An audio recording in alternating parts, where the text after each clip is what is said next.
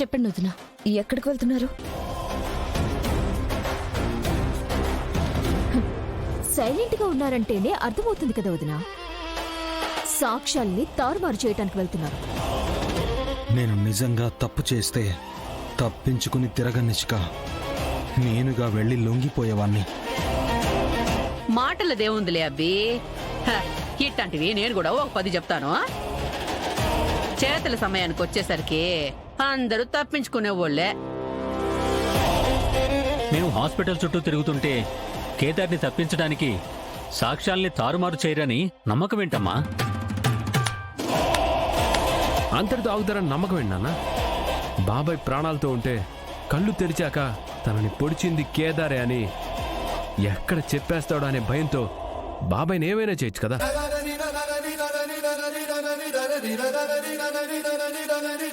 అసలు కేదార్ ఏ నేరం చేయలేదని మేమంటుంటే ఇంకో నేరం చేయడం గురించి మీరు మాట్లాడుతున్నారు. ఇప్పుడు మేము మీకేం చెప్పినా నమ్మరని, నమ్మలేని స్థితిలో ఉన్నారని మాకు అర్థమైంది మావయ్య గారు. కేదార్ నిర్దోషని నిరూపించాక అప్పుడు మాట్లాడతాం. పద కేదార్. ఆగ్ జగదాత్రి, ఆగ్ జగదాత్రి, ఆగ్ జగదాత్రి. యువరాజు వాళ్ళ భయంలో కూడా అర్థమైంది. ఏం జరిగిందో తెలుసుకునే వరకు మీరు అవుట్ హౌస్ వదిలి ఎక్కడికి వెళ్ళకపోవడమే మంచిది. వదిన మీరు కూడానా? మేమే తప్పు చేయలేదని నమ్మి మాకొక అవకాశం ఇచ్చారనుకున్నాము. ఎవరు మమ్మల్ని ఇంట్లో అవమానించినా మీరు మా పక్కన నిలబడతారని నమ్మాము. నీ కళ్ళల్లో నాన్న కళ్ళల్లో నా మీద కోపాన్ని చూడలేకపోతున్నానక్క. బాబాయిని ఎవరు పొడిచారో మాకు తెలియదు కానీ వాళ్ళని మాత్రం వదిలిపెట్టను. వాళ్ళని కోర్టులో నిలబెట్టి తీరుతా. ఆల్ ద బెస్ట్ రా, ఆల్ ద బెస్ట్. అప్పటి వరకు అక్క చెప్పినట్టు బుద్ధిగా అవుట్ హౌస్ లో ఉండండి. కుదరదు. మేమిప్పుడు బయటికి వెళ్లాల్సిందే. చూసారా వదిన, మీ మాటని ఎదిరించి ఎలా మాట్లాడుతుందో. నీ మాట అంటే ఎంత లెక్క లేకపోతే నువ్వు ఇంట్లో ఉండమన్నా కూడా కుదరదని అంత ఖచ్చితంగా చెప్తుందమ్మీ. వదిన మాట వినకూడదని అలా అనలేదు అత్తయ్య గారు. వదినకిచ్చిన మాట నిలబెట్టుకోవడానికి అలా అన్నాను. కేదార్ నిర్దోషని మేం నిరూపించుకోవాలంటే వెళ్ళి సాక్ష్యాలు తేవాలి కదా వదిన. ఇలా అవుట్ హౌస్ లో కూర్చొని ఉంటే మేం నిజాన్ని ఎలా నిరూపించగలం? మీరే న్యాయం చెప్పండి వదిన. ఇంట్లో ఉండి మాకిచ్చిన ఈ 24 hours లో మేమేం చేయకపోతే అప్పుడు నిజాన్ని ఎలా బయట పెట్టగలం?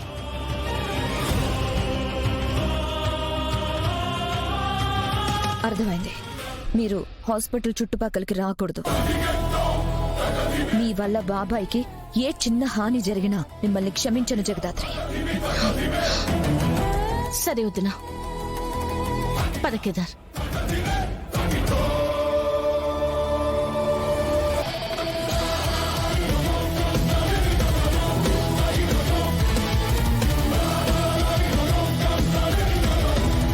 పదండి బాబాయ్, వెళ్దాం. సరే, ఇలా ఇవ్వమ్మా. ఇదిగో నాన్న. నేను తీసుకొస్తాను పద.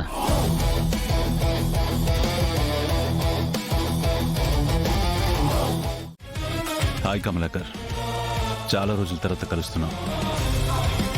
ఇలాంటి పరిస్థితుల్లో కలవాల్సి వస్తుందని అస్సలు అనుకోలేదు.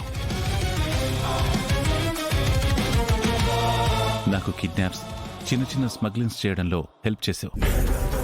ఆ కృతజ్ఞత నాకుంది. కానీ ఏం చేద్దాం, యువరాజును నిలబెట్టడానికి నిన్ను చంపాల్సి వస్తుంది. ఇంతమందిని చంపినా ఏ రోజు బాధ అనిపించలేదురా దేవా. కానీ ఈ రోజు కమలాకర్ని చంపుతా ఉంటే ఏదో ఒక తెలియని బాధగా ఉందిరా. ఒక మంచి స్నేహితుడిని పోగొట్టుకుంటున్న ఫీలింగ్. ఇదిగో కమలాకరు, మన ఫ్రెండ్షిప్ కి గుర్తుగా నేను నీకు ఇస్తున్న గిఫ్ట్ ఏంటో తెలుసా? నిద్రలో చావు.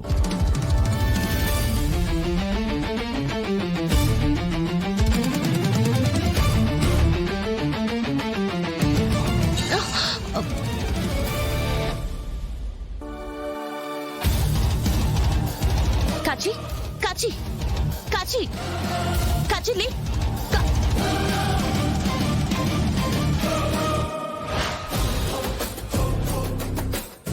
కాచినెవరో బాటిల్తో కొట్టారు కేదార్. కొట్టారా? కాచిని కొట్టి బాబాయ్ దగ్గరికి వెళ్ళుంటారా దాత్రి? పద. నొప్పి తెలియకుండా పైకెళ్ళిపో. మీనన్ ఉన్నాడేంటి దాత్రి? అంటే బాబాయ్ మీద అటాక్ చేయించింది, నన్ను కేసులో ఇరికించాలనుకుంది మీనన్నా? మీనన్నా?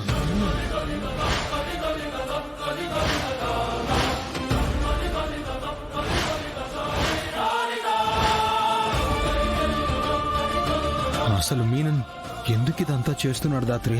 తెలీదు కేదార్, కానీ మీనన్ మినిస్టర్ వీళ్ళిద్దరూ కలిసి ఈ పని చేస్తున్నారు.